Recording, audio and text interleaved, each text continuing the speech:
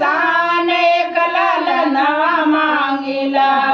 अपने गोदिया कसान एक ललनवा मांगिला।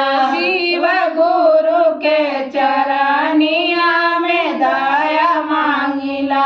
शिव गुरु के चरनिया में दया मांगिला। मांगिला सोना चांदी ना मांगी रतनवा। अपने ससुर कसान एक देवरवा मांगिला। अपने ससुर कसान एक देवरवा मांगिला। अपने ससुर कसान एक देवरवा मांगिला। अपने ससुर कसान एक देवरवा मांगिला। शिव गुरु के चरनिया में दया मांगिला।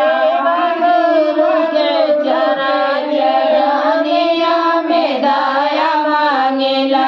मांगिला सोना चांदी ना मांगी रतनवा। अपने नैहरे कसान एक भैया मांगिला।